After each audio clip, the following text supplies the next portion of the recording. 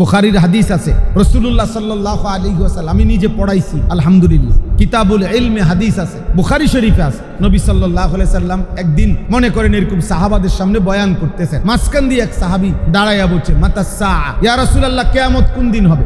ওই সাহাবী বলছে ইয়া রাসূলুল্লাহ, বলছে কিয়ামত কখন হবে? হাদিসে আছে, বুখারীর riwayat। নবী সাল্লাল্লাহু আলাইহি সাল্লাম তৎক্ষণাৎ কোনো উত্তর দেন নাই, উনি ওনার কথা চালায়ে গেছেন। নবী সাল্লাল্লাহু আলাইহি সাল্লাম পুরা কথা শেষ করে আল্লাহ নবী সাল্লাল্লাহু আলাইহি সাল্লাম এইবার বক্তব্য শেষ হইছে আর বললেন আইনা আস-সাইল, ওই প্রশ্নকারী কোথায়, কি যেন বললা? তো উনি আবার দাঁড়ায় বলছে ইয়া রাসূলুল্লাহ কিয়ামত কখন হবে? তা আল্লাহ নবী সাল্লাল্লাহু আলাইহি সাল্লাম বললেন ইজা বুসিদাল আমরু ইলা গায়রি আহলিহি ফান্তাজিরিস সাআ, যেই কোনো জিম্মাদারি দায়িত্ব যখন অনুপযুক্ত ব্যক্তির হাতে ব্যাপকভাবে দিতে থাকবে তখন তুমি অপেক্ষা করবে যে তখনই যে কোনো সময় কিয়ামত হবে। দায়িত্ব দিতে থাকবে কাকে? অযোগ্যদের হাতে, ইলা গায়রা আহলিহি, অনুপযুক্ত অযোগ্য ব্যক্তির হাতে যখন দায়িত্ব সুপর্দ করতে থাকবে সব বিষয়ে, তখনই মনে রেখো কিয়ামত ঘনায়, তখন অপেক্ষা করো, কিয়ামত যে কোনো মুহূর্তে চলে আসে। তাহলে ভাই, আমি মূল উদ্দেশ্য হলে আমার প্রথম কথা এটা বুঝানো, ইসলাহি মাহফিল, সংশোধনের মাহফিল আমাদের জন্য জরুর, আমার জন্য জরুর, আমার জন্য জরুর। সংশোধন সাইয়্যিদুল আম্বিয়া নবী মুহাম্মদ সাল্লাল্লাহু আলাইহি সাল্লাম, তার জীবনেও আল্লাহ কর্তৃক সংশোধন ছিল। অতএব এর পরে আর কারো জন্য পৃথিবীতে ইসরাফিলের ফু পর্যন্ত ওনার সংশোধনের আর কিছু নাই, এই কথা বলার কোনো সুযোগ, বুঝেন নাই কথাটা? রাসূলুল্লাহ সাল্লাল্লাহু আলাইহি সাল্লামের আচরণ, কথাবার্তা, মহান আল্লাহ তাআলা এমন অনেক বিষয় ছিল মহান আল্লাহ নিজ দয়ায় সংশোধন করে দিয়েছেন, সংশোধন করে দিয়েছেন। কোরআনুল কারীমের মধ্যে আছে, নবীজি সাল্লাল্লাহু আলাইহি সাল্লাম কাফেরদের কয়েকজন সর্দারের সামনে কথা বলতেছেন, দাওয়াত দিতেছিলেন। এই সময় একজন অন্ধ সাহাবী এসে, আব্দুল্লাহ ইবনে উম্মে মাকতুম রাদিয়াল্লাহু তাআলা আনহু, এসে নবী সাল্লাল্লাহু আলাইহি সাল্লামের সামনে আইসাই বলছে আল্লিমনি মিম্মা আল্লামাকাল্লাহ, ইয়া রাসূলুল্লাহ, আল্লাহ আপনাকে যে ইলম দিবেন আমার একটা কিছু শিখান, একটা আমল বলে দেন। তো নবীজি সাল্লাল্লাহু আলাইহি সাল্লাম ওনার দিকে তাকাইছে, এই যে মাওলানা মুশাররফ, তা আমি তাকাইলাম, চিনলাম এ তো আমার পুরান মানুষ। আমি যে সময় মানে ছাত্র এবং শিক্ষকের মাঝামাঝি, অর্থাৎ পরীক্ষা দিয়ে আসছি, কামেল টাইটেল পরীক্ষা, রেজাল্ট দিছে না তখন, কাজেই ছাত্রত্ব অস্বীকার করতে পারি না, আবার পরীক্ষাও দিয়ে লাইছি। এরকম সময় এই মাওলানা মুশাররফের সাথে আমার পরিচয় কত আগে, তাইলে 2004 সালে। তাইলে বললাম যে তো রাসূলুল্লাহ সাল্লাল্লাহু আলাইহি সাল্লাম ওনার দিকে তাকিয়ে বললেন সে তো আমারই। তো ঠিক আছে, তাকে পরে বলি, এরা মক্কার গুরুত্বপূর্ণ কাফের সর্দার, এদেরকে নবীজি বলতে থাকছেন। এই শুধু এই আচরণটা যে ওনারে একটু পরে বলবে, ওনারে কোনো দমকও দিছে না, কিছুই বলছে না, যাইতে গাও বলে নাই, উনি তো ওনার জায়গায় বসাই আছে, শুধু এগো কথাটা শেষ করে ওনারে বলবে। এর দূরে শুধু মহান আল্লাহ তাআলা একটা সূরা নাজিল করে ডাইরেক্ট জিব্রাইলকে পাঠিয়া নবী সাল্লাল্লাহু আলাইহি সাল্লামের এই আচরণ সংশোধন করে দিছে। দোস্ত, ঘটনাটা কি?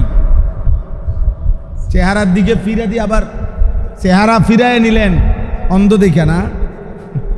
আবাসা ওয়া তাওয়াল্লা আন জাআহুল আ'মা, একজন অন্ধ আসলো আপনার কাছে, আপনি তার দিকে তাকিয়ে আবার চেহারা ফিরালেন কেন?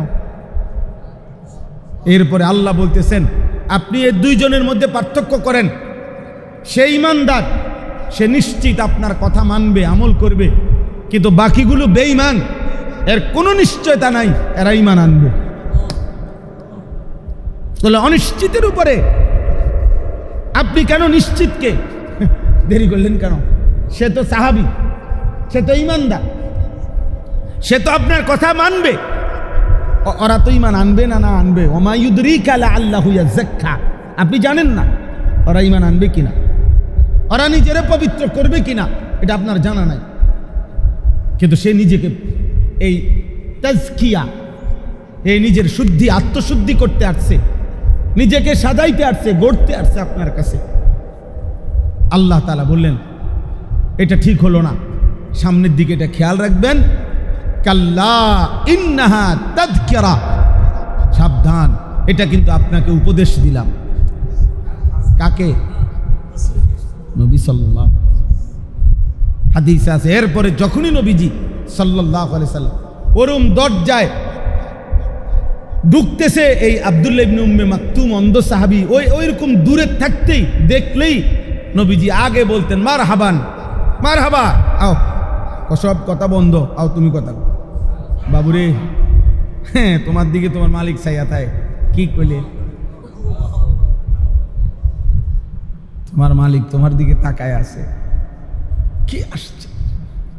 আমি এটার থেকে এটাও তো বুঝি, এটাও বুঝি যে রাসূলুল্লাহ সাল্লাল্লাহু আলাইহি সাল্লাম তাকে যেমন আল্লাহ তাআলা ভীষণ ভালোবাসতেন, খোদার কসম নবীর আদনা থেকে আদনা সমস্ত সাহাবাকে আল্লাহ তাআলা এই পরিমাণ ভালোবাসতেন যে সাহাবাদের দিকেও মহান আল্লাহ তাকায়া থাকতেন, আর এক যাররা সাহাবীর মনে কষ্ট মহান আল্লাহ তাআলা সহ্য করতেন না।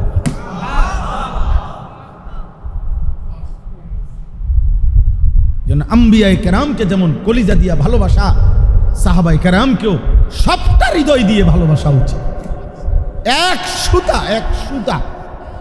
সুতা পণ্ডিতি করতে গিয়ে, চালাকি করতে গিয়ে, মাতবুরি করতে গিয়ে, গবেষণা করতে গিয়ে, বুদ্ধি চর্চা করতে গিয়ে, ইতিহাস চর্চা করতে গিয়ে কোনো কিছুর নামে সাহাবায়ে কেরামের গায়ে দাগ লাগে এমন যাররা পরিমাণ কলম ধরা বা মুখে বলা একদিনও উচিত না, কোনোভাবে উচিত না, কারো জন্য উচিত না বেটা, কারো জন্য উচিত না, কারো জন্য না। এমন কর্ম বন্ধ করে দাও, এমন লেখা বন্ধ করে দাও, এমন পৃষ্ঠা বন্ধ করে দাও, এমন জবান স্তব্ধ করো যে জবানে সাহাবাদের বিরুদ্ধে বলতে হয়। থামো, তুমি থামো বেটা।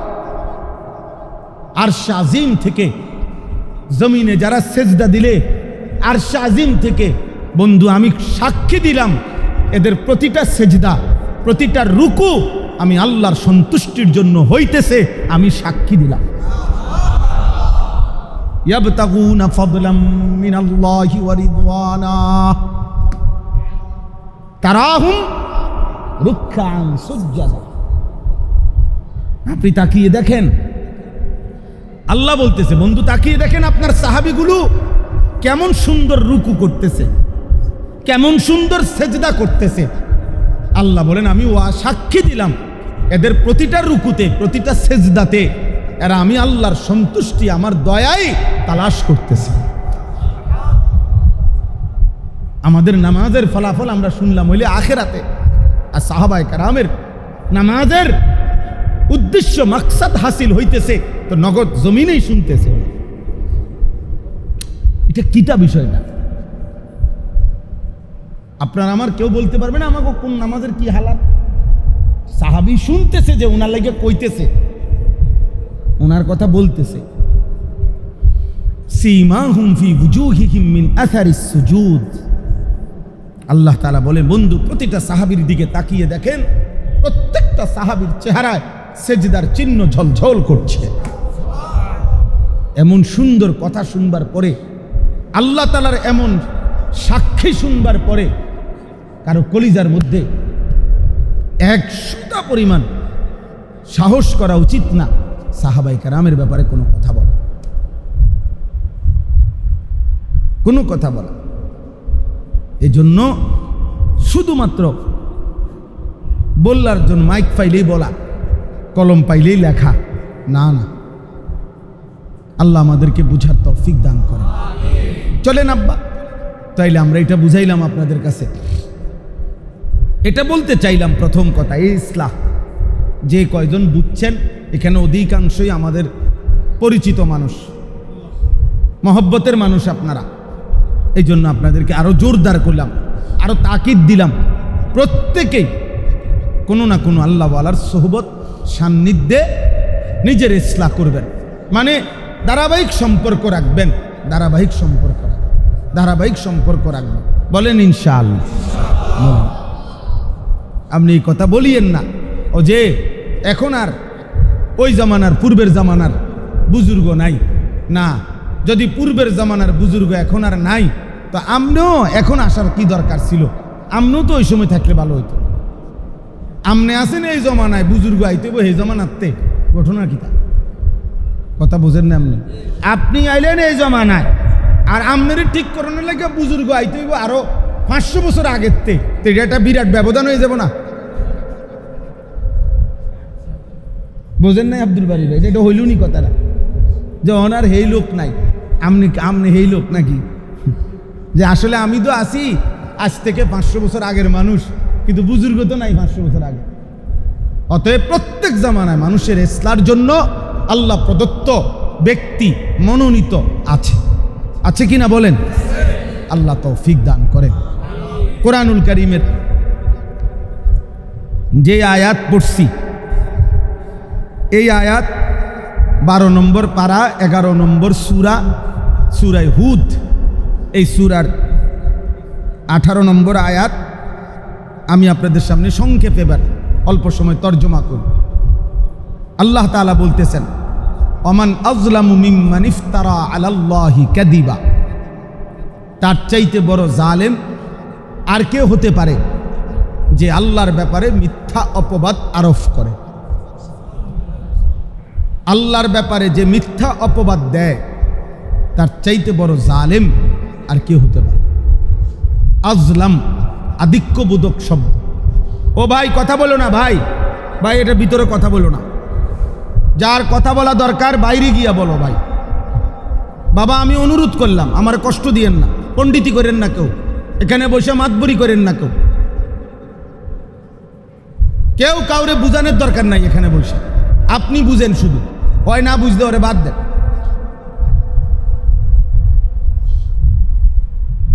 এখানে বুঝাইয়েন না আপনি বুঝানোর দরকারে দোস্ত তোরে বুঝাই আয় বাইরে তো বাইর করেন নিজে শুনেন আব্বা নিজে শুনেন নিজের জন্য শুনেন তু আগার মেয়েরা নিহি বনতা না বন আপনা তো বন সৈয়দ আবুল হাসান আলী নদভী রহমতুল্লাহ আলাইহি হৃদয়ের আকুতি দিয়ে পৃথিবী বিখ্যাত মনীষী ছিলেন তিনি এ কথাটা বলতেন যে হে প্রিয় বন্ধু তুমি যদি আমার জন্য কোনো উপকারে নাই আসো তুমি যদি এই পৃথিবীর কোনো উপকারে নাও আসো নিজের জন্য ভালো হও নিজের জন্য কমপক্ষে নিজের জিন্দেগি ঠিক করো আপনা তো বান নিজের জন্য তো কমপক্ষে নিজেকে সাজাও তোমার তো মৃত্যু হবে তোমার তো কবর হবে হয়তো তুমি তোমার পরিচিত জনের আগে কবরে চলে যাবা অথবা তোমার আগে তোমার পরিচিত জন কবরে চলে যাবে এই বন্ধন ছাড়তেই হবে এই সম্পর্ক কি করে দিতে হবে ছাড়তে হয় আমি আগে কবরে নয় সে আগে কবরে অতএব এই বন্ধন ছেড়েই দিতে হবে ছেড়ে যেহেতু দিতেই হবে কাজে কমপক্ষে প্রতিনিয়ত নিজের আত্মভাবনা এটা খুব জরুরি মানুষের কল্যাণ এটাও জরুরি মানুষের উন্নয়ন এটাও জরুরি কিন্তু নিজের দিকে ফিকির রাখা এটা আরো বেশি জরুরি তো আল্লাহ তাআলা বলেন তার চাইতে বড় জালেম আর কে হতে পারে যে আল্লাহর ব্যাপারে মিথ্যা অপবাদ দেয় মিথ্যা অপবাদ আরোপ করে তাফসীরের মধ্যে আছে মক্কার কাফেররা কুরাইশরা বেঈমানরা পাপীরা নানাভাবে কখনো আল্লাহর বিষয়ে কখনো রাসূলের বিষয়ে কখনো কোরআনের বিষয়ে অযৌক্তিক অবান্তর অবাস্তব কথা বলতো এজন্য তাফসীরের মধ্যে লিখছে 3 জিনিসে আল্লাহর উপরে মিথ্যা অপবাদ দেওয়া হয় 1 নাম্বার তাওহীদ লা ইলাহা ইল্লাল্লাহ এই বিশ্বাসের বিপরীতে যেই কোনো রকমের চিন্তা চেতনা যেই কোনো রকমের বক্তব্য বিশ্বাস লালন করা মুখে বলা ধারণ করা এটা আল্লাহর উপরে মিথ্যা অপবাদ দেওয়া বুঝছেন তাওহীদের বিরোধী জীবনের সকল কিছুতে হাসি কান্না আনন্দ বেদনা সুখ দুঃখ প্রত্যাশা প্রাপ্তি চাওয়া পাওয়া প্রয়োজন ব্যক্তি জীবন ঘর সংসার স্ত্রী সন্তান বাজার ব্যবসা আয় উপার্জন সুস্থতা অসুস্থতা সব কিছুতেই লা ইলাহা ইল্লা সুজা হিসাবে সব কিছুতেই কি লা ইলাহা ইল্লা লা ইলাহা ইল্লা অসুস্থ শরীর, তো সুস্থতার ক্ষেত্রে আল্লাহই একমাত্র প্রকৃত সুস্থ করে নেওয়ালা। হযরত আবু বকর সিদ্দিক রাদিয়াল্লাহু তাআলা আনহু কিতাবের মধ্যে আছে, ওনার ইন্তেকালের সময় ওনাকে জিজ্ঞেস করা হয়েছিল যে আমিরুল মুমিনিন আবু বকর সিদ্দিক রাদিয়াল্লাহু তাআলা আনহু ওনাকে জিজ্ঞেস করে বলাইছে যে হাল নাদউ লাকা তাবিবান, আপনি প্রচণ্ড অসুস্থ, আমরা কি আপনার জন্য একজন ডাক্তার ডাকবো?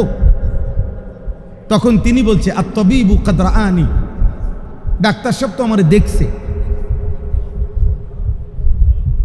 তো সাহাবারা বাকিরা জিজ্ঞেস করিলেন তো ফামা ক্বালা, তো ডাক্তার সাহেব দেখে কি বলল? বুঝেন নাই? তখন হযরত আবু বকর সিদ্দিক রাদিয়াল্লাহু তাআলা আনহু বলেন ইন্নাহু ক্বালা, ডাক্তার সাহেব বলছে আনা ফাআলুল লিমা ইউরিদ, আমি এমন মালিক যে মালিক যা ইচ্ছা তাই করতে পারে। মানে আল্লাহ, আল্লাহই তো আরোগ্য দাতা, তো তিনি তো আমরা দেখছি, আর তিনি যা ইচ্ছা তাই করতে পারেন।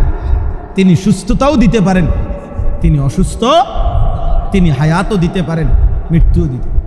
হযরত আব্দুল্লাহ ইবনে মাসউদ রাদিয়াল্লাহু তাআলা আনহু, বিখ্যাত সাহাবী, আব্দুল্লাহ ইবনে মাসউদের অসুস্থ শেষ অবস্থা, হযরত উসমান রাদিয়াল্লাহু তাআলা আনহু ওনাকে দেখতে গেছেন, জিজ্ঞাসা করছেন গিয়া অসুস্থ অবস্থায় পাশে বসে আব্দুল্লাহ ইবনে মাসউদকে, মা তাশতাকি, তোমার রোগটা কি, অসুস্থতা কি?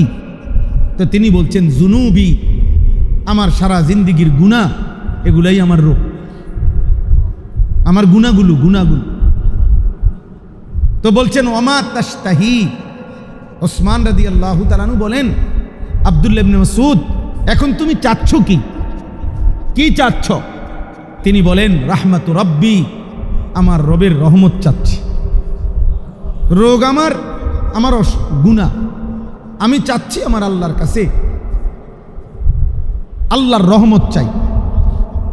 তখন হযরত ওসমান তৃতীয় নম্বরে বললেন হ্যাঁ, এ একই কথা, হাল আদউ লাকা তাবিবান, আমি কি তোমার জন্য একজন রাষ্ট্রীয় বড় ডাক্তার, রাজ কবিরাজ ডাকবো কি, আনবো কি? তখন আব্দুল্লাহ ইবনে মাসউদ এই একই কথা বলছে, আত-তাবিবু কাদ আমরাদানি, না না, যিনি ডাক্তার তিনিই তো আমার রোগাক্রান্ত করেছেন, ডাক্তার সাহেবই তো আমারে অসুস্থ বানাইছেন, আপনি আবার ডাকবেন কীর্তেন? অর্থাৎ আমারে তো অসুস্থতা থেকে সুস্থতা দানকারী আল্লাহ, তো আমার রোগের অসুস্থতা তো দিছেনই তিনি, তো সুস্থ তো করবেন তিনি। ও ওনারা তো আমি ডাকতেই আছি, ওনারে তো আমি কি, আমার জবান দিয়ে তো আমি ওই আল্লাহরে ডাকতেই আছি। সুবহানাল্লাহ, সুবহান। হযরত আইয়ুব আলাইহিস সালাম, আমি আরবি কিতাবে পড়ছি, আইয়ুব আলাইহিস সালামকে আল্লাহ তাআলা 12 বছর কিংবা 18 বছর অসুস্থ রোগ, ভীষণ অসুখে রাখছিলেন। যখন সুস্থ হয়েছেন তো আইয়ুব আলাইহিস সালাম আল্লাহকে মহব্বতের সাথে একদিন জিজ্ঞেস করছিলেন, 12 বছর কিংবা 18 বছর আপনি আমারে যে অসুস্থতায় রাখলেন, কেন রাখলেন? আল্লাহ তাআলা বলছে, আইয়ুব 70 বছর তুমি ইতিপূর্বে সুস্থ ছিলা, 70 বছরে তুমি আমার হক আদায় করে আমারে ডাকছো, আমার বন্দিগি করেছ, আমার কোনো অভিযোগ নাই, আমি নারাজ না। কিন্তু 12 বছর কিংবা 18 বছর আমি তোমাকে রোগাক্রান্ত রেখেছি, চেয়েছি, এই রোগ অবস্থায় আমারে তুমি ডাকো কিনা? আইয়ুব, আমার জাতের কসম, আমি আল্লাহ সাক্ষ্য দিচ্ছি, 18 বছরও তুমি আমারে সমান তালে ডাকছো, এখনো সন্তুষ্ট আমি তোমার উপরে। কিন্তু আইয়ুব, আল্লাহ বলছেন আইয়ুব, কিন্তু 70 বছর আর সুখের ডাক আর 18 বছরের দুঃখের ডাকে পার্থক্য কি? পার্থক্য হইল, আল্লাহ তাআলা বলে আইয়ুব 70 বছরে সুখে যখন আমারে ডাকছিলা, তখন আমি আল্লাহ তাআলা যে পরিমাণ মজা পাইছিলাম, আমার জাতের কসম, আমি 12 বছর বা 18 বছর রোগাক্রান্ত অবস্থায় তুমি যে আমারে ডাকছো, এই ডাকে আমি আল্লাহ আরো বেশি মজা পাইছি। ব্যথা ভরা ডাক, রোগে সুখের ডাক, দুঃখ বেদনার ডাক, আমি আল্লাহর আরো বেশি মায়া লাগছে, মায়া লাগছে, মায়া লাগছে।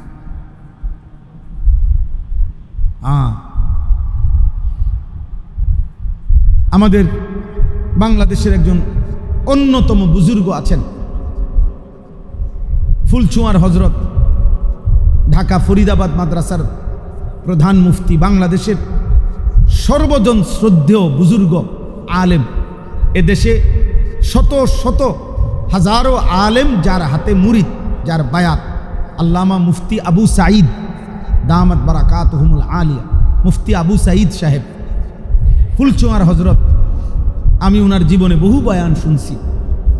আমি সব সময় এটা বলি, সাক্ষ্য দেই, আমার দিল বলে, উনি যখন আল্লাহ বলে আমার কাছে মনে হয় 7 সমুদ্রের গভীরতা থেকে আল্লাহ তাআলার মোহব্বত নিয়া উনি আল্লাহ বলে ডাক দেন। মানে এর চাইতে গভীর ডাক হইতে পারে? আপনি শুনে দেখেন, উনি যে সময় ডাক দেন,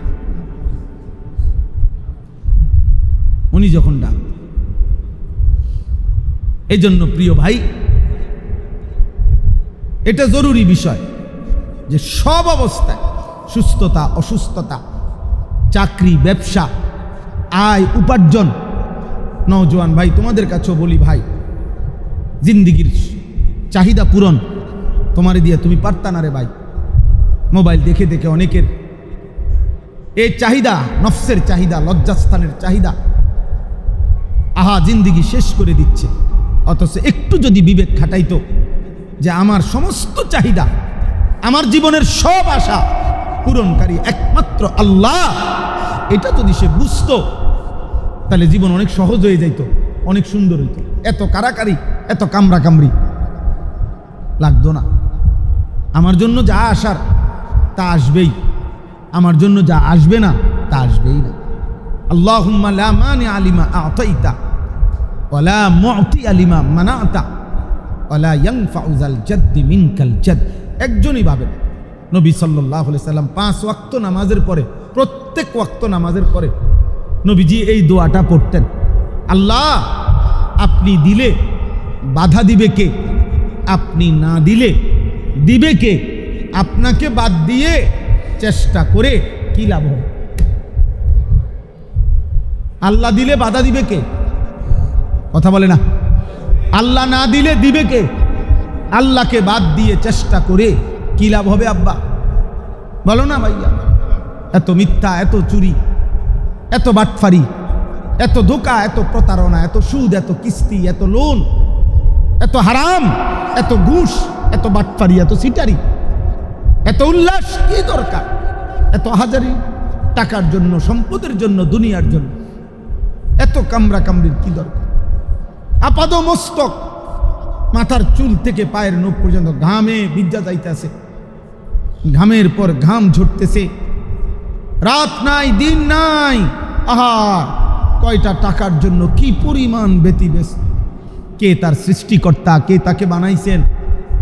কতবার আজান দিয়া তিনি ডাকতেছেন, বান্দা আয় না, হাইয়া আলাস সালাহ, হাইয়া আলাল ফালাহ। ও একবারও আসে না। আল্লাহ যেন বলে, বান্দা অভাব পূরণ করি আমি, ঘুম থেকে জাগিয়ে তুলি আমি, রাত্রি বানাই আমি, দিন বানাই আমি, আলো দেই আমি, অন্ধকার দেই আমি, নিঃশ্বাস দেই আমি, গোটা কায়নাতের সব কিছু বান্দা 24 ঘন্টা আমি দেই। আমি এত ডাকা ডাকি, সেই সকাল, দুপুর, বিকেল, সন্ধ্যা, রাত, মসজিদের মিনারা থেকে ডাকি, এতগুলো মাইক দিয়ে আমার মুয়াজ্জিনরে দিয়ে আমি বলাই, তুমি আমার ডাকে একটা সাড়াও দাও না। 365 দিনে বান্দা আমি তোমার একদিনও ফজরের নামাজে দেখলাম না, একদিনও না। আমি যদি এই চোখ আর না খুলি, বলে আমি যদি আর এই চোখ না খুলি, আমি যদি এই রাত আর ভোর না বানাই, আমি অনেক চিন্তা করি জীবনে, এই কথাটা আমার সবসময় মনে হয় যে আমরা প্রত্যেক মানুষ 1 মিনিট চিন্তা করেন, প্রত্যেক মানুষের জীবনের এটা অভিজ্ঞতা আছে যে আমরা যখন ঘুমাইতে যাই চোখ বন্ধ করলেই ঘুম আসে না। কেউ বলে যে হুজুর আমার আধা ঘন্টা লাগে, কারো 10 মিনিট লাগে, আব্দুল মান্নান স্যারের কম লাগে এটা দেখছি, কিন্তু অন্যান্য অনেকের তো সময় বেশি লাগে। আধা ঘন্টা এই পাশ ও পাশ করতেছে বিছানায়, কিন্তু কি আসে না? ঘুম আসে না। তাহলে ঘুম আসতে যেমন 10 মিনিট দেরি হইলো, আধা ঘন্টা লাগলো। আমার আব্বা, আমার ভাই, তোমরা যারা ফজরের নামাজ পড়ো না, এই নাফরমান, যখন 8টা বাজে 9টা বাজে তুমি এবার উঠতে চাচ্ছ, ঘুম থেকে তুমি উঠতে চাইতেছ, এবার যদি আল্লাহ আধা ঘন্টা তুমি চোখ খুলতে চাইতেছ, বেঈমান যদি আল্লাহ চোখ না খোলে তো তোর চিৎকার দেখবে কে? আল্লাহ যদি বলে না ঠিক আছে খুলবো চোখ, কিন্তু আধা ঘন্টা তুই টানাটানি কর, চোখ খুলতে চাইতেছ কিন্তু চোখ খুলতেছে না, এইবার নাফরমান চিল্লানিটা কেমন চিল্লাইব?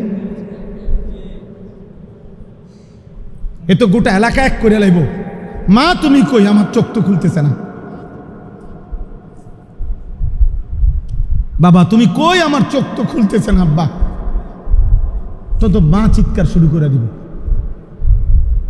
আল্লাহ যদি চোখ না মেলে কি হবে তখন? এই জন্য দিল থেকে মসজিদে বসে নিয়ত করেন। এইখানে যারা বসছেন যতজন, প্রত্যেকে নিয়ত করেন, প্রত্যেকে দিল থেকে। মুসলমানের বাচ্চা যদি হন, রক্তে যদি মায়ের রক্ত থাকে, মায়ের পবিত্র দুধ খান, ইমানের ফোঁটা যদি থাকে, তো দিল থেকে নিয়ত করেন যে ইনশাআল্লাহ ফজরের নামাজ মসজিদের জামাতে পড়বো ইনশাআল্লাহ।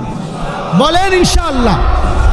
না না, আপনি হাত তুললে তুলেন, না তুললে নাই, আমার কোনো আপত্তি নাই, হাত তুললেও মানা নাই, কিন্তু আপনি কলিজার থেকে বলেন, কলিজার থেকে বলেন, কলিজা থেকে বলেন, হৃদয়ে হাত দিয়া বলেন, বুকে হাত দিয়া বলেন, বলেন ইনশাআল্লাহ, দিলে হাত দিয়া বলেন ইনশাআল্লাহ। আব্বা এটা মারাত্মক ব্যাপার। মুসলমান নামাজ কেমনে না পড়ে? নামাজ বিনে মুসলমান হয় কেমনে? নামাজ বিনে মুসলমান হয় না রে আব্বা, বিশ্বাস কর আব্বা, হয় না, মুসলমান হয় না। নামাজ বিনে মুসলমান হয় না, নামাজ বিনে মুসলমান। এই সামান্য দুনিয়ার চাকরি, অল্প কয়টা বেতন আর শুদ্ধ কয়টা বাংলা ভাষা, এটি তেমন কিছু না রে আব্বা, এগুলাই তেমন কিছু না, এমন কিছু না। অতএব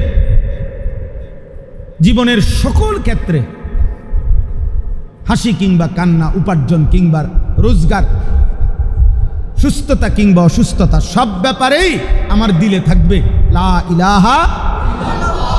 মানে এটার অর্থ বুঝছেননি? মানে অর্থাৎ সব যাই আমার জীবনের সব আয়োজন পূরণ করবে কে? এই জন্য আসবাব গ্রহণ করা যায়, কিন্তু নির্ভরতা আল্লাহর উপর। এই বাংলা কথাটা বুঝবেন শুধু।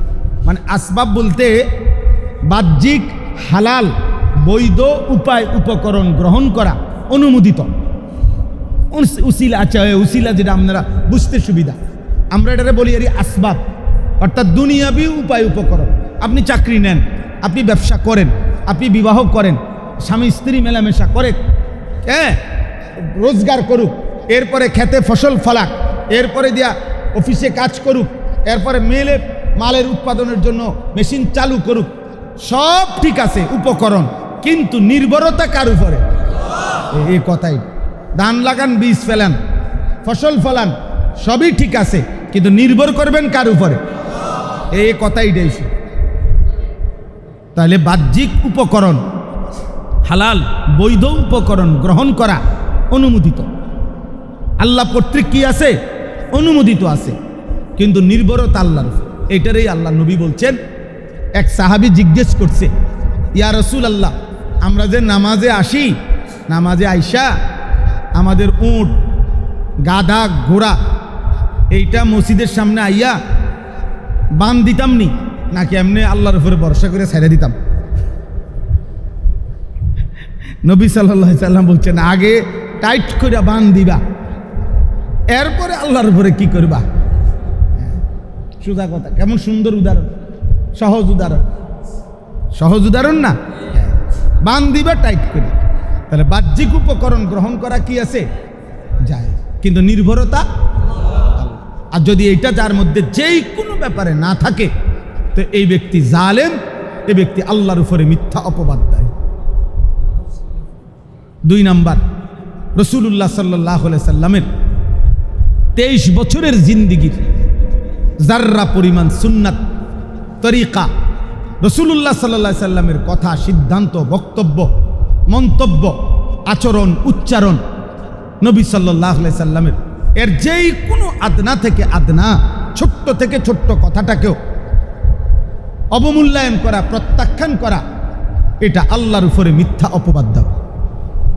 এটা যেন আমি এটাই আল্লাহকে বললাম, আয় আল্লাহ, এই বিষয়ে আপনি আপনার নবীর মাধ্যমে যেটা করতে বলছেন এটা আপনি সঠিক সিদ্ধান্তটা দিতে পারেন নাই, এক্ষেত্রে আমি যেটা গ্রহণ করছি এটা বেশি বেশি সুন্দর। আপনি আপনার নবীর মাধ্যমে সিদ্ধান্ত দিছেন টাকনুর উপরে পড়তে প্যান্ট, পায়জামা, লুঙ্গি, এটা বর্তমান আধুনিকতার সাথে মানানসই, এটা পারেন নাই, নাউজুবিল্লাহ। অতএব আমি এই জন্য নিজেই আধুনিকতা বর্তমান পৃথিবীর সাথে মানানসই হিসাবে আমি প্যান্ট নামায় দিছি, পায়জামা নিচে নামায় দিছি। তাহলে এটা কার উপরে অপবাদ দিল? রাসূলুল্লাহ সাল্লাল্লাহু আলাইহি সাল্লাম না, প্রত্যাখ্যান তো করছে নবীর কথাকে, কিন্তু অপবাদ দিছে কার উপরে? আল্লাহর উপরে। কারণ এটা করতে বলছে নবীজিকে কে? তাহলে নবীজির যাররা পরিমাণ নড়াচড়া, নবী সাল্লাল্লাহু আলাইহি সাল্লাম বাম পাও দিয়া বাথরুমে ঢুকছে, ডান পাও দিয়া মসজিদে ঢুকছে, ডান দিকে কাত হইয়া শুইছে, এই সমস্ত নড়াচড়া, হারাকাত, সাকানাত, কোন পাও, কোন হাত, কোন অঙ্গ, কেমনে কি, এ সব কিছু খোদার কসম আল্লাহর ফয়সালা, আল্লাহর ফয়সালা, আল্লাহর ফয়সালা। এটা কোনো সাহাবাগর লগে মিটিং কইরা যে মসজিদে ঢুকলে তোমাকে কে কি কও, কোন পাও দিয়ে ঢুকলে সুবিধা লাগে সাউসাই, এটা নি কার ফয়সালা? তাহলে আমনে এটাকে অ্যাভয়েড করা মানে, সুন্নাতকে আমনে প্রত্যাখ্যান করা মানেই হলো কার উপরে অপবাদ দেওয়া? আল্লাহর উপরে, আল্লাহর উপরে। আমাদের অনেক বুদ্ধিজীবী আছে, পণ্ডিত কিসিমের মানুষ, এই ধরনের কইছি না টাকনুর নিচে, হুজুর এই সমস্ত ছোটোখাটো বিষয় নিয়ে আপনার একবারে বেশি কত গুরুত্বপূর্ণ বিষয় পড়ে আছে, আপনারা এই ছোটোখাটো বিষয় নিয়ে এত ব্যস্ত হইতে যান কেন? আমনে বাটপারি করেন আমগুলো। ওনার যেটাই উনার বদ আমল, এটার ব্যাপারে আপনি বলবেন, এটা সবটাই উনি বলবে ছোটোখাটো আমল, ছোটোখাটো আমল। এখন আমার প্রশ্ন হলো, আমি একজনের একদিন ওই মক্কায় কথার প্রসঙ্গে ধরছিলাম, বলছিলাম আর যে ভাই আপনি শুধু একটা কথা বুঝেন, নবীজি সাল্লাল্লাহু আলাইহি সাল্লাম বলছে, বুখারীর হাদিস, যে টাকনুর নিচে যার কাপড় তার ঠিকানা জাহান্নাম, ফাহুয়া কি ফিন্নার, জাহান্নাম। নবীজি বলছে কিয়ামতের দিন আল্লাহ তাআলা যার টাকনুর নিচে কাপড়, এই লুঙ্গি, পায়জামা, প্যান্ট, তো নবীজি বলছে আল্লাহ তাআলা কিয়ামতের দিন লা ইয়ানজুরুল্লাহু ইলাই, আল্লাহ তার দিকে তাকাবে না, ওয়ালা ইউকাল্লিমু, আল্লাহ কথা বলবে না, ওয়ালা ইউযাক্কিহি, আল্লাহ তাকে গুনাহ থেকে পবিত্র করবে না। নবীজি বলছেন তাহলে আল্লাহ তাকাবে না, কথা বলবে না, গুনাহ থেকে পবিত্র করবে না। নবীজি বলছেন লাইলাতুল বরাতের বরকতময় রাতে, যে রাতে কোটি কোটি বান্দা আল্লাহ মাফ করে দেয়, সেই রাত্রেও যেই মানুষগুলোকে মাফ করে না খাঁটি তওবা ব্যতীত, তো ওই মানুষগুলোর মধ্যে একটা হলো এই টাকনুর নিচে যার কি থাকে, কাপড় থাকে। তো বিষয়টা যদি এত ছোট হয় তাইলে তার জন্য জাহান্নাম এটা বলল কেন? বিষয়টা যদি এত ছোট্টই হয় তাইলে তাকাবে না, কথা বলবে না, গুনাহ থেকে মাফ করবে না, এত কঠোর কথা বলার কি দরকার? বিষয়টা যদি এত ছোটই হয় তো সবে বরাতেও তারে মাফ করবে না, এ কথা বলার কি দরকার? এটা ছোট বিষয়, তাইলে কথা বলেন, এটা ছোট বিষয়? ছোট বিষয় হলে এত বড় কথা বলার দরকার ছিল? ছোট বিষয় হলে এটা না কইতো যে টাকনুর নিচে কাপড় পরিধান করে, এটা একটা ছোট বিষয়। আখেরাতে দুইটা ছটকনা দিব, শুধু দূরে দুইটা কিচ্ছা কি এই, যেহেতু এটা ছোট বিষয়, এত বেশি মারতো না আশা করি, সর্বোচ্চ দুইটা। আর ফেরেশতা তো দুইটা লাগতো না। আল্লাহর মেহেরবানি, কোনো একজন ফেরেশতা যদি একটাই খেছে, আল্লাহ তাহলে এটা না ছোট বিষয়। তাহলে এত বড় কথা বললেন। এজন্য নবী সাল্লাল্লাহু আলাইহি সাল্লাম যা বলেছেন, যা সিদ্ধান্ত দিয়েছেন, আপনি নিজের থেকে এটা ছোট এটা বড় এই নির্ধারণ করার আমাদের নিজস্ব কোনো অধিকার নেই। তাহলে 2 নাম্বার হলো রাসূলুল্লাহ সাল্লাল্লাহু আলাইহি সাল্লামের পুরা জিন্দেগি সমস্ত সুন্নাত গ্রহণ করা, একেবারে মাথার চুল থেকে পায়ের নখ পর্যন্ত। আপনি ধীরে ধীরে ভাবেন, আপনি ধীরে ধীরে চেষ্টা করেন। তো একটা কথা শুধু আমার মনে রাখেন, এই আপনাগরে এনে বসাইয়া আমি এটা বলতেছি না যে এই 1 ঘন্টার ভিতরেই আপনারা জোনায়েদ বাগদাদি হয়ে যাবেন, বাইজিদ বুস্তামি হয়ে যাবেন, এমন না।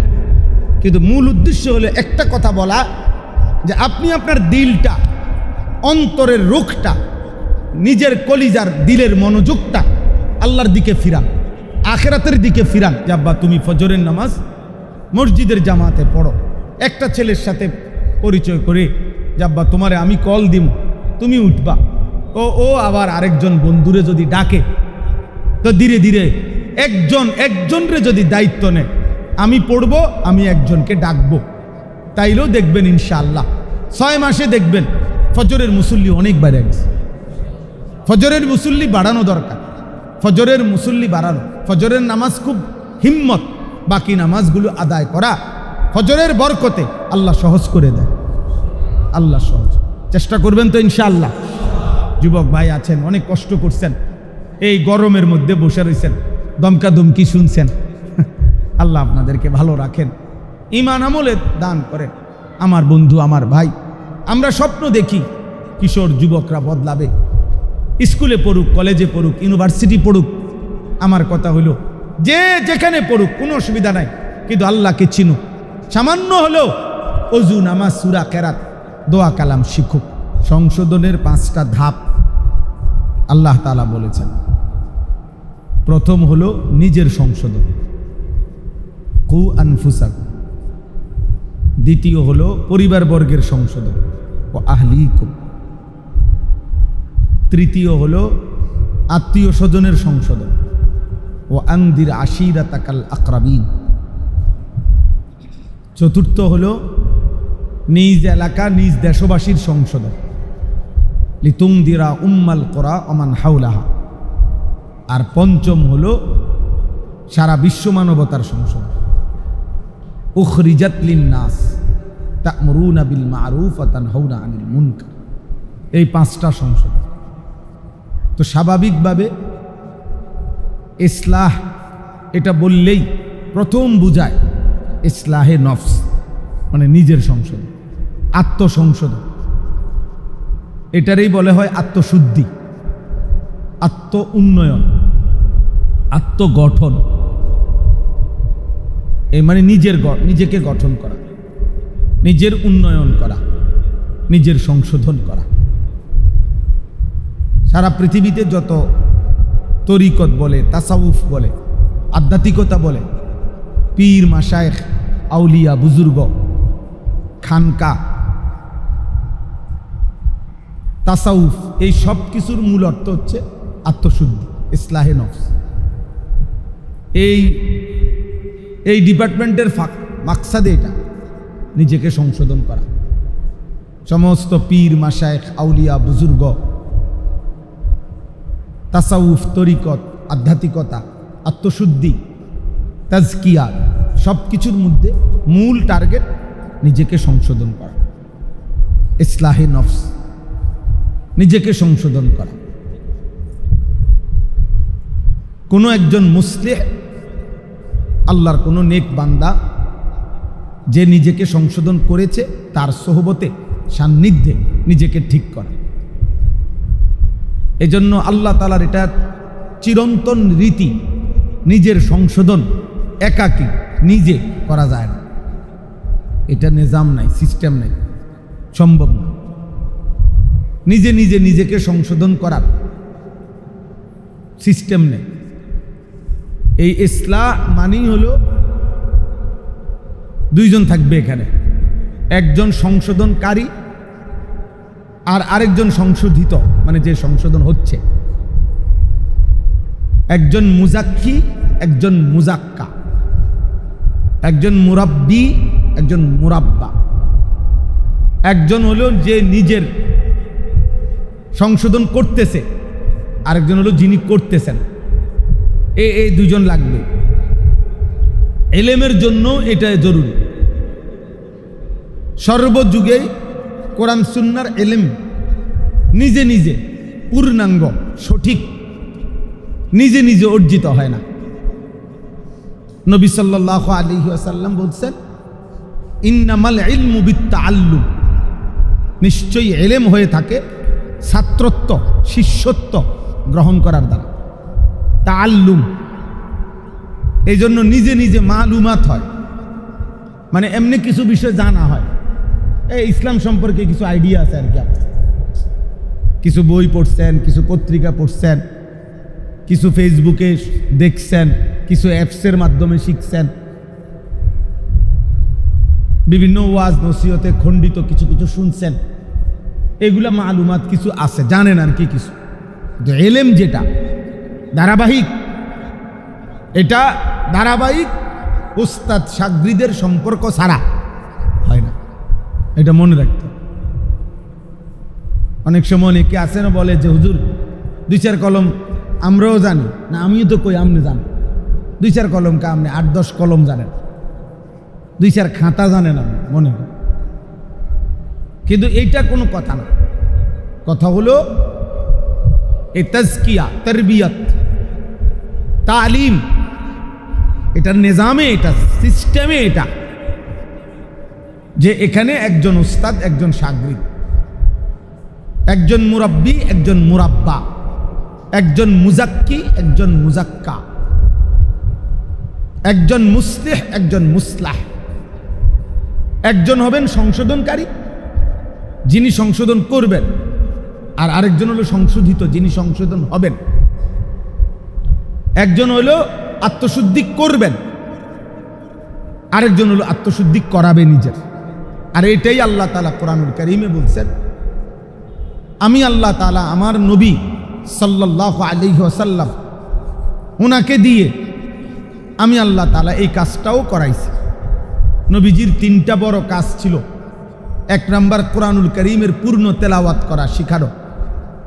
2 নাম্বার হলো ওয়ায়ুযাক্কিহিম, উম্মতকে, আল্লাহর বান্দাদেরকে আত্মশুদ্ধি করানো, জিন্দেগি গড়ে দেওয়া। এটা নবী সাল্লাল্লাহু আলাইহি সাল্লামের একটি অন্যতম মিশন, জিম্মাদারি ছিল। এজন্য উনি ওনার সাহাবায়ে কেরামকে নিজের হাতে ওনাদের জিন্দেগি গড়ে দিয়েছেন। खुद नाते राह पर और रू के हादी बन गए, क्या नजर थी जिसने मर्दू को मसीहा कर दिया। আল্লামা ইকবাল বলছেন, হায় নবী মুহাম্মদ, আপনার পবিত্র ছোঁয়ায়, স্পর্শে, আপনার বরকতে যে মানুষগুলো একদিন নিজেরাই ছিল পথহারা, যাদের কোনো পথ জানা ছিল না, আল্লাহ, রসুল, আখেরাত, ইবাদত, হালাল হারাম কিছুই যাদের মধ্যে ছিল না, আজকে তারাই আপনার ছোঁয়ায়, আপনার সংস্পর্শে, আপনার তত্ত্বাবধানে, আপনার পরিচর্যায় আজকে তাদের জিন্দেগি এমন হয়েছে যে আজ তারাই লাখো মানুষকে পথ দেখায়। একদিন যারা পথ চিনত না, আজ তারা কি দেখায়? খুদ না হতে রাহ পর, যে নিজেই ছিল না রাস্তার উপরে, আর রু কে হাদি বন গায়ে, আজকে অন্যদের কি হয়ে গেছে?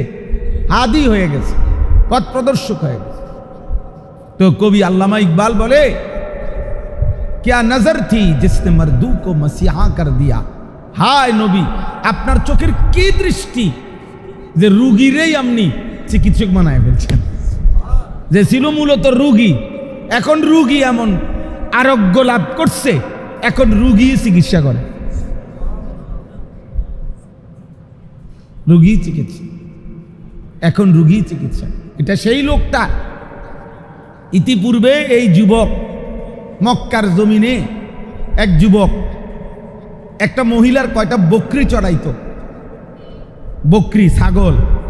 সকালবেলা যেই বকরিগুলো নিয়ে যাইতো, সন্ধ্যাবেলায় কোনো দিন এই বকরি সমপরিমাণ যতগুলো নিছে অতটি ফিরাইয়া আনতে পারতো না। কয়টা হারাইছে এটাও কইতে পারতো না, কোনানে হারাইছে এটাও বুঝতো না, কি হইছে যা আছে তা। এরকম ছিল যে কয়টা ছাগল আগলাইয়া রাখতে পারতো না। সেই যুবক রাসূলুল্লাহ সাল্লাল্লাহু আলাইহি সাল্লামের ছোঁয়ায় অর্ধ জাহানের বাদশাহী করছে। উনি ওমর, উনি কি ওমর। ওমর রাদিয়াল্লাহু তাআলা আনহু বলতেন, আমি ছিলাম সেই ওমর যে মহিলার ছাগল চড়াইতাম একটা মহিলার ভাড়ায় নির্দিষ্ট পারিশ্রমিকে, কিন্তু আমি কোনোদিনও মহিলার ছাগলগুলো ঠিক মতো আইনা বুঝাই দিতে পারতাম না, হারাই লাইতাম। কোনানে হারাইছে কইতারি না, কয়টা ছাগল গুন্না রাখতে পারতাম না আমি। আমার আব্বা খাত্তাব আমারে সব সময় কইতা, ফুট তোর লাগে আমার বেশি চিন্তা, আমার এই ফুটটার জিন্দিগি জানি কিমনে চলে। হ্যাঁ, কিতাবে আছে ওমরের আব্বা নিয়মিত আফসুস করতেন, আহারে পুত্রে তারে লইয়া তো একটা বড় বিপদে না পড়ে, তে কটা ছাগল কন্যা রাখতে পারে না। ওমর রাদিয়াল্লাহু তাআলা আনহু মদিনার মসজিদে নববীতে বসে বসে এটা বলতেন, আমি সেই ওমর আজ অর্ধ জাহানের বাদশাহী করি। ইসলাম মরুর সেই যাযাবর রাসূলুল্লাহ সাল্লাল্লাহু আলাইহি সাল্লামের ছোঁয়ায় একদিন অখ্যাত অপরিচিত রোম সাম্রাজ্য ছিল তখন পৃথিবীতে। তখন পারস্য সাম্রাজ্য ছিল, দুইটা সাম্রাজ্য ছিল সুপার পাওয়ার, তৎকালীন পরাশক্তি। আজকের যেমন ইউরোপ পরাশক্তি, আজকে যেমন রাশিয়া পরাশক্তি বলে, অধুনা নতুন করে গর্জে ওঠা চীন তাদেরকেও ধরে কাছাকাছি। তো এরকম শক্তিধর দুইটি সাম্রাজ্য ছিল, রোম কিং এবং পারস্য সাম্রাজ্য। রোম তো এখনো রোম, ইটালি, ইটালির রাজধানীর নাম এখনো রোম না, এই রোম বিশাল সাম্রাজ্য। এখন যেদূর ইটালি এদূর না, বিশাল বড় সাম্রাজ্যের নাম ছিল রোম সাম্রাজ্য। আর হলো পারস্য মানে আজকের ইরান, ইরাক এবং আশপাশ মধ্যপ্রাচ্যের বড় অংশ। তো এই দুইটি সাম্রাজ্য তৎকালীন সময়ে ছিল, কিন্তু এই আরব, এই মক্কা ভূমি এতটাই অখ্যাত ছিল যে এই দুই সাম্রাজ্যর শাসকরা কোনোদিনও এই অঞ্চলে শাসনও করে নাই, এই জনগণের উপরে কর্তৃত্ব করে না, ওদেরকে কোনোদিন গণাতো ধরে নাই। এরা ছিল বেদুইন, এরা ছিল যাযাবর, বকরির দুধ খাইয়া পাহাড়ে জঙ্গলে চৈরা যাদের জিন্দিগি চলতো, আর কিছু লোক ব্যবসা করত। এই অল্প কিছু জীবনটা একেবারেই অখ্যাত ছিল। কিন্তু নবী সাল্লাল্লাহু আলাইহি ওয়াসাল্লাম আসলেন, তাদেরকে গড়লেন, সাজিয়ে তুললেন। এবার পারস্যের বাদশার সামনে তারা রাজ দরবারে দাঁড়িয়ে, কিতাবের মধ্যে আছে নবী সাল্লাল্লাহু আলাইহি সাল্লামের সাহাবী রিবিঈ ইবনে আমের, ওনার নাম রিবিঈ, এই উনাকে পারস্যের সেনাপতি রুস্তম, যাকে মহাবীর রুস্তম বলে, এই রুস্তম জিজ্ঞেস করছিল, মাল্লাদি জা আবিকুম, কি সাহস, কি কারণ আরবের সেই অখ্যাত এলাকা থেকে পারস্য সাম্রাজ্যের বিরুদ্ধে তোমরা এই অঞ্চলে কেন আসলা, কেন আসছো তোমরা? এই তখন একজন সাহাবী তিনি বলছেন, রিবিঈ ইবনে আমের, আল্লাহু ইবতাআসানা, প্রথম কথা হলো সেনাপতি, আমাদেরকে আল্লাহ পাঠাইছে। দ্বিতীয় কথা হলো কেন, লিনুখরিজা মান শাআ মিন ইবাদাতিল ইবাদ ইলা ইবাদাতিল্লাহি ওয়াহদা, আমরা এসেছি আল্লাহর ইচ্ছায় মানুষকে মানুষের গোলামি থেকে উদ্ধার করে মানুষের সৃষ্টিকর্তা আল্লাহর গোলামিতে অভ্যস্ত করতে। কি শব্দ! অমিন দাইকিদ দুনিয়া ইলা সাআতিদ দুনিয়া ওয়াল আখিরা, সংকীর্ণ এই দুনিয়ার থেকে মুক্ত করে দুনিয়া এবং অনন্তকালের আখিরাতের প্রশস্ততার দিকে টেনে নিয়ে আসতে আমরা এসেছি। অমিন জৌরিল আদিয়ান ইলা আদলিল ইসলাম, পৃথিবীর সমস্ত ধর্মের নামে, মতবাদের নামে যত জুলুম মানবতার উপরে চলতেছে, এই সমস্ত জুলুমের মতবাদ আর ধর্মের বেড়াজাল ছিন্ন করে ইনসাফপূর্ণ ইসলামের দিকে নিয়ে আসতে আমরা আগমন করেছি। এই জন্য ভাইয়া এই প্রথম কথা এটা বললাম, ইসলাহ, সংশোধন একজন মানুষের খুব জরুরি। আর এই জন্য যথাযথ ব্যবস্থা নেওয়া, নিজেকে কোনো আল্লাহওয়ালা, নিজেকে কোনো মুত্তাকি ফরহেজগার, আল্লাহর কোনো নেক বান্দা, তার সান্নিধ্যে নিজেকে গড়ে তোলা জরুরি। নজর এই ফেসবুক টিপ্পা আপনি ভালো মানুষ থাকতেন না, মোবাইল টিপ্পা পারতেন না, বই পড়া বাংলা বাজার থেকে বই কিনবেন অথবা চক বাজার থেকে বই কিনে আনবেন, আর বই পড়ে পড়ে আপনি নিজের জীবন নিজে গড়ে ফেলবেন, পারতেন না। কোনো যুগে আল্লাহ তাআলা আসমানি কোনো গ্রন্থ, ছোট কিংবা বড়, আল্লাহ মনোনীত পুরুষ নবী রাসূল ব্যতীত শুধু কিতাব পৃথিবীতে কোনো কালে এককভাবে পাঠান না, যে আমি আল্লাহ তাআলা একটি কিতাব পাঠাইছি, নিজেরা পড়ে নিও, নিজেদেরকে গড়ে নিও, এমন না। আল্লাহ তাআলা এমন কোনো কিতাব পাঠান নাই, এমন ছোট কিংবা বড়। 104খানা কিতাব, 4টা বড়, 100 ছোট, কিন্তু ছোট হোক বড় হোক, 10 পৃষ্ঠার হোক আর 114টা সূরাওয়ালা হোক, আল্লাহ তাআলা কোনোটাই শুধু কিতাব পাঠান নাই, বরং আগে নবী পাঠাইছেন, এরপরে আল্লাহ তাআলা কিতাব পাঠাইছেন। আগে বুঝানেওয়ালা পাঠাইছেন, আগে মাহদি পাঠাইছেন, মানে পথ প্রদর্শক, আগে রাহবার পাঠাইছেন, আগে তারপরে কিতাব নাজিল করেছে। তাইলে বোঝা গেল আগে সান্নিধ্য জরুরি, তারপরে ওই সান্নিধ্য প্রাপ্ত ব্যক্তির মাধ্যমে কোরআন সুন্নাহর আলোকে নিজেকে গড়া জরুরি। বুঝছেন নি কথাটা? এইটা এই প্রজন্ম বুঝলে ভালো। বর্তমান জেনারেশন এটা একটু বুঝতে চায় কম। অনেকেই আছে যারা শুধু কেবল মোবাইল নির্ভর, ফেসবুক নির্ভর, ইউটিউব নির্ভর, বিভিন্ন অ্যাপস নির্ভর, যাই কিছু ধর্মকর্ম করতে চায়, তো এটা করতে গিয়েও উপযুক্ত আলেমের সাথেও এই কোনো বাংলা অনুবাদ দিয়া তর্ক বাজায় দেয়। এটা ঠিক না, এটা সুন্দর না, এটা সুন্দর না, এটা সুন্নাহ সম্মত। আপনি বলার অধিকার আছে, আপনি জানার অধিকার আছে, আপনি শেখার অধিকার আছে, কিন্তু এটারও একটা শরীয়তে জিজ্ঞাসা করার, শিখার, জানার সুন্নাত সম্মত পদ্ধতি আছে। আলহামদুলিল্লাহ, এই জন্য আমরা আমাদের মাদ্রাসায় উদ্যোগ নিছি, চেষ্টা করি 3 মাস পর পর জেনারেল লোকদেরকে অজু, নামাজ, সূরা কেরাত 3 দিন করে শিখাই। মাদ্রাসার জন্য বড় জায়গা কিনছি, 115.5 শতক, আলহামদুলিল্লাহ প্রায় 2,67 লাখ টাকা শুধু জায়গার দাম।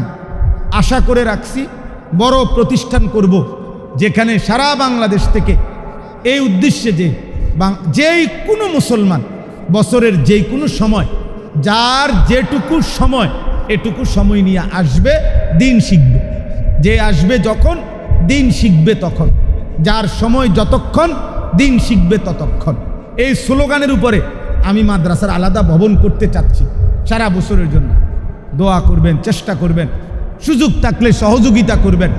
সারা বাংলাদেশের বহু মুসলমান আলহামদুলিল্লাহ, মহিলা পুরুষ আমাদের এই মাদ্রাসার এই বিশাল কাজে অনেক দান করছে, অনেক দান করছে, অনেক দান করছে, অনেক দান করছে। এক মুসল্লা পরিমাণ, এক জায়নামাজ পরিমাণ টাকা, 4,200 টাকা। এই ঘোষণা, এই কাগজ আমরা দিছি সারা দেশে বহু। আমরা অবাক, আমি আল্লাহর কাছে কৃতজ্ঞ যে আমার কাছে মনে হইছে 1,81,00,000 টাকা সুদ করে ফেলছে। এর মধ্যে বড় অংশের টাকা মুসলিম মা বোন মহিলারা দিছে, মহিলারা বেশি দিছে টাকা। এই 4,200 টাকা হলো অগণিত মহিলা টাকা দিছে। সারা দেশে কোত্থেকে টাকা পাঠায় এই বিকাশে মাদ্রাসায়। আলহামদুলিল্লাহ, আল্লাহ সবাইরে কবুল করেন। আছে কাগজ আসেনি? ও থাকলে দেন দেন, এই আর শেষবারের মতো দেন। এই কাগজটার মধ্যে বিকাশ নাম্বার আছে, অ্যাকাউন্ট নাম্বার আছে। দেও না, একটু দিয়ে দাও কয়টা কাগজ।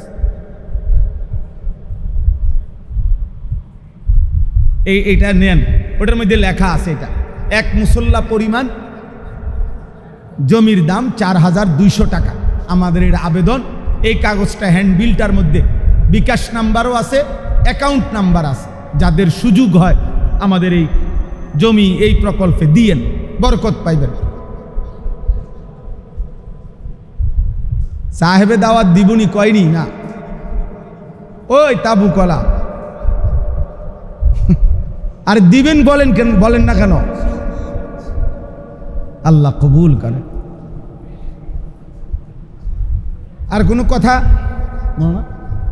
আল্লাহুম্মা সাল্লি আলা মুহাম্মাদ কামা সাল্লাইতা আলা ইব্রাহিম হামিদ। আল্লাহুম্মা বারিক আলা মুহাম্মাদ ওয়া আলা আলি মুহাম্মাদ কামা। কাগজটা ফেলে দিয়েন না, এটা দেখেন, পড়েন, আল্লাহ বরকত দেবেন ইনশাআল্লাহ। সুযোগ থাকলেই দিয়েন, কাউরে বইলেন, না পারলে দোয়া করে।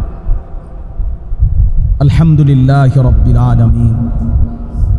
আল্লাহুম্মা আনতাস সালাম ওয়া মিনকাস সালাম, তাবারাকতা ইয়া যাল জালালি ওয়াল ইকরাম, ইয়া আরহামার রাহিমিন, ইয়া আরহামার রাহিমিন, ইয়া আরহামার রাহিমিন। রব্বানা যালামনা আনফুসানা ওয়া ইল্লাম তাগফির লানা ওয়া তারহামনা লানাকুনান্না মিনাল খাসিরিন। রব্বানা আতিনা ফিদ দুনিয়া হাসানা ওয়া ফিল আখিরাতি হাসানা ওয়া কিনা আযাবান নার। রব্বানা ওয়া আতিনা মা ওয়া'আদতানা আলা রুসুলিক ওয়া লা তুখজিনা ইয়াওমাল কিয়ামা ইন্নাকা লা তুখলিফুল মিআদ। রব্বানা আসরিফ আন্না আযাবা জাহান্নাম ইন্না আযাবাহা কানা গরামা ইন্নাহা সাআত মুস্তাকাররান ওয়া মুকামা। রব্বিরহামহুমা কামা রব্বায়ানি সগীরা। রব্বানা হাব লানা মিন আজওয়াজিনা ওয়া যুররিয়াতিনা কুররাতা আ'য়ুন ওয়াজআলনা লিল মুত্তাকিনা ইমামা। রব্বি জাআলনি মুকিমাস সালাতি ওয়া মিন যুররিয়্যতি। রব্বানা ওয়া তাকাব্বাল দুআ। রব্বানা ইগফির লি ওয়া লিওয়ালিদাইয়া ওয়া লিল মুমিনিনা ইয়াওমা ইয়াকুমুল হিসাব। মাওলায়ে করিম, আপনি মাফ করে দেন। মাওলায়ে করিম, আপনি মাফ করে দেন। আপনার ঘরে আপনার গোলাম বসেছে মাওলা, আপনার ঘরে আপনার গোলাম আপনার হাতে, আপনার কাছে হাত উঠাইছে মাওলা। আল্লাহ, আপনি উত্তম মেজবান মাওলা, আমরা আপনার ঘরের মেহমান মাওলা। আপনি আমাদেরকে ফিরায়া দিয়েন না রে মাওলা, খালি হাতে ফিরায়া দিয়েন না রে মাওলা। আল্লাহ, অল্প কয়েকজন নাফরমান গোলাম, এ কয়েকজনকে মাফ করে দিলে আপনার ভান্ডারে কমবে না, কমবে না রে মাওলা।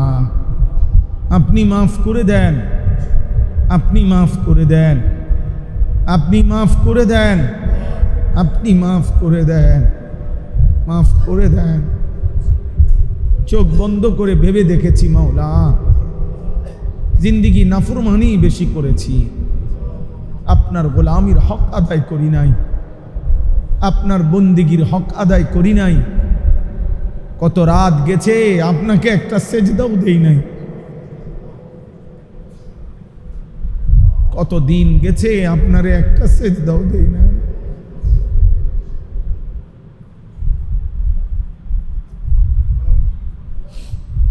মেহেরবান মালিক, আপনি তবুও রিজিক বন্ধ করেন নাই। আপনি তবুও নিঃশ্বাস বন্ধ করেন নাই। আপনার মতো দয়ালু মেহেরবান মালিক কেমনে ভুলে গেলাম? এমন মালিক কেমনে, এমন মালিক কেমনে ভুলে গেলাম? আল্লাহ আপনি দয়া করেন, আপনি মাফ করে দেন, আগামী জীবন সুন্দর করে দেন, ঈমান আমল দান করেন, ইজ্জত আফিয়ত দান করেন, তাকওয়া তহারত দান করেন, সেজদাওয়ালা কপাল বানিয়ে দেন, কাঁদনেওয়ালা চোখ বানিয়ে দেন, জিকিরওয়ালা জবান বানিয়ে দেন, মোহব্বতওয়ালা দিল বানিয়ে দেন, সুন্নতওয়ালা জীবন বানিয়ে দেন, তাকওয়ার জিন্দিগি দান করেন। আল্লাহ গুনাহ থেকে বাঁচবার হিম্মত দান করেন, গুনাহমুক্ত জীবন দান করেন, গুনাহমুক্ত জীবন দান করেন। আল্লাহ মাফ করে দেন, মাফ করে দেন, মাফ করে দেন, মাফ করে দেন, আমারই মাফ করে দেন, মাকে মাফ করে দেন, বাবাকে মাফ করে দেন, দাদা দাদি নানা নানিকে মাফ করে দেন, আত্মীয় স্বজনদেরকে মাফ করে দেন, স্ত্রী সন্তানদেরকে মাফ করে দেন। আল্লাহ বিবি বাচ্চাদেরকে মাফ করে দেন। নাফরমান সন্তান দিয়েন না রে মাওলা, বেনামাজি সন্তান দিয়েন না রে মাওলা। আল্লাহ বেপর্দা স্ত্রী কন্যা দিয়েন না। আল্লাহ বিবি বাচ্চা ছেলে মেয়ের কারণে বেইজ্জতি কইরেন না।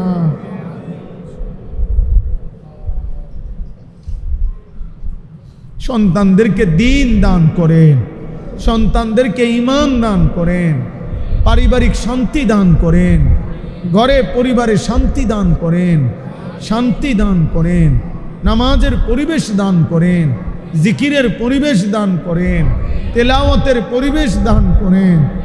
স্ত্রী সন্তান আপনার হাতে সুপর্দ মাওলা, ঈমান আমান আপনি দান করে দেন। আল্লাহ আল্লাহ কিশোর যুবক ছেলেগুলোকে বদলে দেন, বদলে দেন, বদলে দেন, বদলে দেন, বদলে দেন। নারীর আসক্তি থেকে বাঁচান, মোবাইলের আসক্তি থেকে বাঁচান, মদ জুয়া জিনা ব্যভিচার থেকে বাঁচান, হারাম সম্পর্ক থেকে বাঁচান, হারাম প্রেম ভালোবাসা থেকে বাঁচান, গান বাদ্য নাচ গান থেকে হেফাজত করেন। আল্লাহ আল্লাহ মুসলমানের ছেলে আল্লাহ আপনার দিকে ফিরায়া রাখেন, আপনার দিকে ফিরায়া রাখেন। মদিনার বন্ধুর কলিজার মধ্যে ভালোবাসা দান করেন, রহম করেন, রহম করেন। ছোট্ট মাসুম বাচ্চাদেরকে কবুল করে নেন, কবুল করেন। উলামায়ে কেরামকে হায়াতে তয়্যিবা আফিয়া দান করেন। বাবা চাচা বয়স্ক মুরব্বীদেরকে বাকিটুকু হায়াত সুস্থতার সাথে নেক আমলের তৌফিক দান করেন। কোটবাড়ি আল আমিন সংস্থা আপনি কবুল করে নেন, আপনি কবুল করে নেন। আরও ফিকিরের সাথে উম্মতের ফিকিরে মেহনত করার তৌফিক দান করেন। এলাকার আশপাশের আমাদের দূর দূরান্তের সমস্ত কবরবাসীদেরকে মাফ করে দেন, মাফ করে দেন। আমার আব্বা সহ কত বাপ কবরে মাওলা, মাফ করে দেন। মাকে আফিয়ত দান করেন, বিবিকে আফিয়ত দান করেন, সন্তানদেরকে দিন দান করেন। আল্লাহ আপনি মেহরবানি করেন, আপনি মেহরবানি করেন। এই মসজিদ আপনি কবুল করে নেন। ইমাম, খতিব, মুয়াজ্জিন, খাদেম, কমিটি, এলাকাবাসী সবাইকে কবুল করেন। আজকের আয়োজনে বরকত দান করেন। আল্লাহ আমাদের সফর আপনি সহজ করে দেন, সফর সহজ করে দেন। জানে মালে সব পেরেশানি আপনি আসান করে দেন, ঘর পরিবার আপনি আসান করে দেন। সব সাথীদেরকে আল্লাহ নিরাপদে সহি সালামতে বের হওয়ার তৌফিক দান করেন। আল্লাহ আপনি কবুল করেন। আল্লাহ আমাদের মোহব্বতের আলহাজ শফিক সাহেবকে হায়াতে তয়্যিবা আফিয়া দান করেন। জামাল ভাইকে আল্লাহ আফিয়ত দান করেন। আব্দুল মান্নান স্যারকে আপনি কবুল করে নেন। আব্দুল বারী ভাইকে আপনি কবুল করে নেন। আব্দুল মুমিন ভাই সহ আল্লাহ, মৌলানা মাহমুদ সহ আল্লাহ সবাইকে কবুল আর মনসুর করে। যেই যুবকগুলো আমাদের ফজর ক্যাম্পেইনের কাজ করে এদেরকে আল্লাহ হিম্মত দান করে, হায়াতে তয়্যিবা আফিয়া দান করে। আজকের এই মাহফিলের সাথে যার যেই সম্পৃক্ততা আছে আপনি সবাইকে উত্তম বিনিময় দান করেন। রব্বির হামহুমা কামা রব্বায়ানি সগীরা। আল্লাহ হর কিসিমের পেরেশানি দূর করে দেন, অভাব দূর করে দেন, ঋণ মুক্ত করে দেন, রিজিকে কামাইতে হালাল বরকত দেন। আল্লাহ প্রবাসের জমিনে নিরাপদে রাখেন, ভালো রাখেন, ভালো রাখেন। প্রবাসীদেরকে নিরাপদে রাখেন, ভালো রাখেন, ইমানে আমলে রাখেন। প্রবাসীর বিবি বাচ্চাদেরকেও দিন দান করেন, দিন দান যার যত নেক মাকসাদ আছে পূরণ করে দেন। রব্বির হামহুমা কামা রব্বায়ানি সগীরা। সুবহানা রব্বিকা রব্বিল ইজ্জাতি আম্মা ইয়াসিফুন ওয়া সালামুন আলাল মুরসালিন ওয়া মিন সাইয়্যাতি আ'মালিনা মান ইয়াহদিহিল্লাহু ফালা মুদিল্লা লাহু ওয়া মান ইউদ্লিলহু ফালা হাদিয়া লাহু।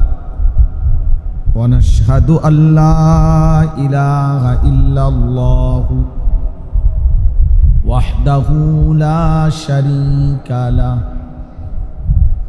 ওয়া নাশহাদু আন্না সাইয়্যিদানা ওয়া হাবিবানা ওয়া মাওলানা মুহাম্মাদান আবদুহু ওয়া রাসূলুহু।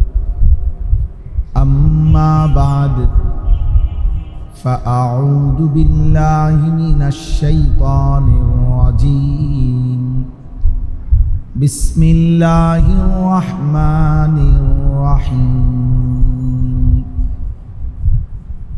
ওয়ামান আযলামু মিম্মান ইফতারা আলাল্লাহি কাযিবা উলাইকা ইউরাদুনা আলা রাব্বিহিম ويقول الأشهاد هؤلاء الذين كذبوا على ربهم ألا لعنة الله على الظالمين الذين يصدون عن سبيل الله ويبغونها عوجا وهم بالآخرة هم كافرون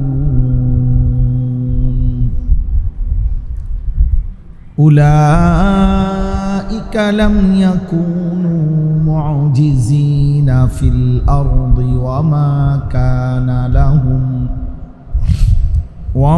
كان لهم من دون الله من أولياء